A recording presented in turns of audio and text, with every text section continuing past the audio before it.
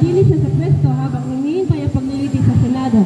Ang isyu ay nagdudulot ng hamon sa administrasyon ni Pangulong Bongbong Marcos at may malaking epekto sa politika ng bansa.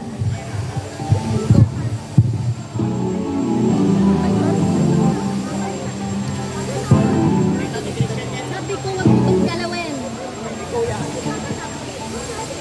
Election 2025. Vote ban.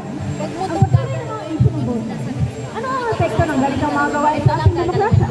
Para sa ibang detalye, narito ang aming reporter na si Gian Lacre. Sa Mayo 12, 2025, isasagawa ang midterm election para sa 317 kongresista, 12 senador at mga lokal na opisyal. Kasabay nito, gaganapin ang unang regular na halalan para sa Bangsamoro Parliament. Inaasahang magpapatibay ito sa demokrasya at partisipasyon ng mamamayan.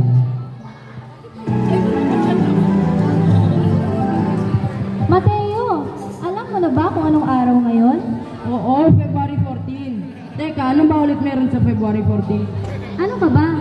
Valentine's Day ngayon. Araw ng pagmamahalan. Ang sabihin mo, araw ng sakit sa mga mata.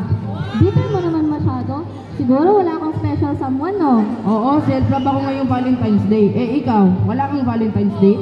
Hi, bigo ako eh. Pero okay lang. I'll admire from afar na lang.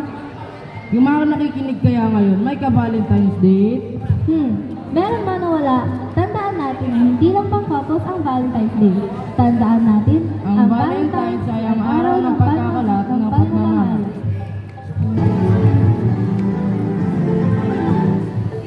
Mount Canlaon Eruption. Muling naging aktibo ang Mount Canlaon sa Negros Island. At kasunod nito ang mga alalahin tungkol sa posibleng pagputok ng bulkan. Ano ang mga panganib at paghahandang ginagawa ng mga otoridad? Para sa ibang detalye, narito ang aming reporter na Scarlett Gramin. Dahil sa pagsabog ng Mount Canlaon, 684 na paaralan na nagsara na naka-apekto sa 385,000 na mag-aaral. Itinaas sa Alert Level 2 ang bulkan matapos makapagtala ng 43 na lindol at pag-ulan ng abo. 5 barangay ang ilikas habang umabot sa 4,489 na mga tao ang naapektuhan. Sinasayang $681,314 ang pinsala sa agrikultura.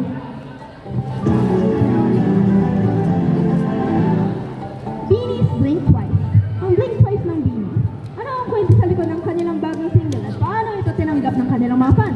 Para sa ibang detalye, narito ang aming reporter na si Anika Kayamanda.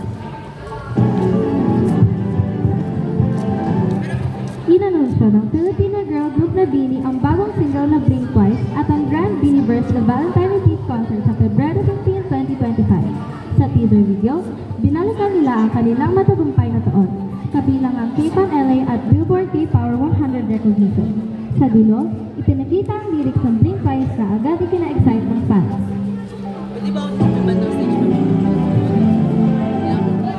At yan ang mga balita ang inihahatid namin para sa inyo.